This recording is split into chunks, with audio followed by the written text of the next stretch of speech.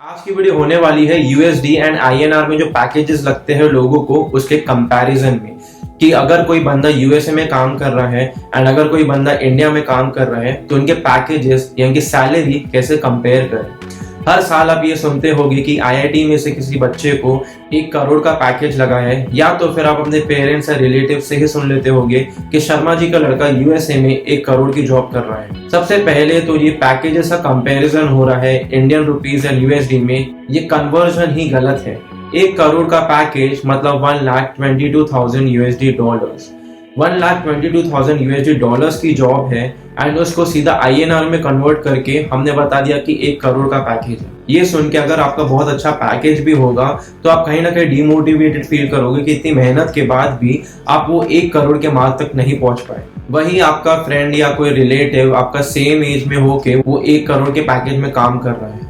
तो अगर आपको 1,22,000 डॉलर्स को इंडियन रुपीज में कन्वर्ट करना है तो आपको नॉर्मल कन्वर्जन यानी USD to INR conversion use नहीं करना है। इनफैक्ट आपको पीपीपी यानी कि परचेजिंग पावर पैरिटी का यूज करना है। अब ये परचेजिंग पावर पैरिटी क्या है? परचेजिंग पावर पैरिटी आपके कंट्री का स्टैंडर्ड ऑफ लिविंग डिस्प्ले करता है।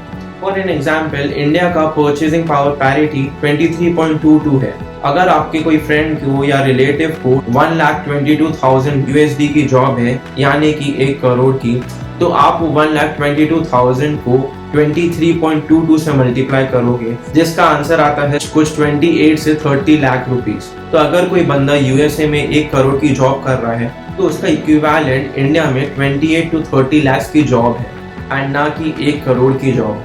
तो अगर आपका पैकेज कुछ 28 to 30 लाख के आसपास है तो इसका मतलब आपके यूएस में 1 करोड़ के आसपास का पैकेज होना चाहिए।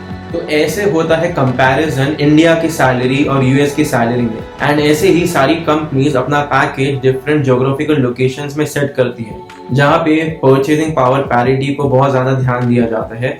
इसके साथ साथ बहुत सारे अलग फैक्टर्स भी होते हैं लेकिन पीपीपी सबसे सिग्निफिकेंट फैक्टर होता है। तो फिर भी मैं कहूंगा कि अगर आपका कोई रिलेटिव 1 करोड़ की सैलरी में यूएसए में काम कर रहा है एंड अगर आपकी सैलरी कुछ 35 to 40 लाख भी है तो फिर भी आपका जो रिलेटिव है वो आपसे ज्यादा अमीर है। लेकिन ऐसा क्यों? क्योंकि यहाँ पे अब बात आती है सेविंग्स की।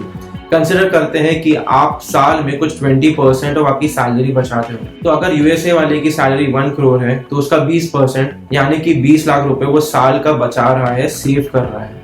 एंड अगर आपकी सैलरी 30 लाख है एंड आप 20% सेव कर रहे हो तो मतलब आप सिर्फ 6 लाख साल का सेव कर रहे हो। वही आपका दोस्त या रिलेटिव 20 लाख रुपीज सेव कर रहे हैं।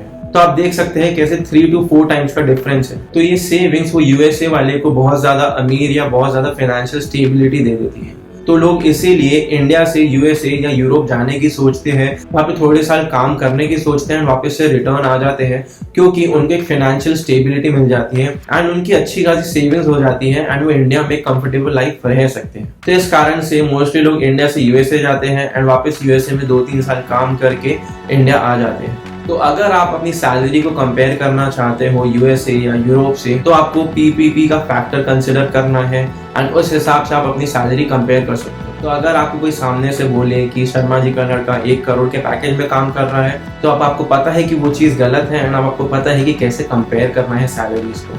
तो इतना ही था आज के वीडियो के लिए। अगर वीडियो अच्छा लगा तो चैनल को सब्सक्राइब करिएगा, वीडियो को शेयर कीजिएगा। मिलते हैं अगली वीडियो में। Until then keep learning.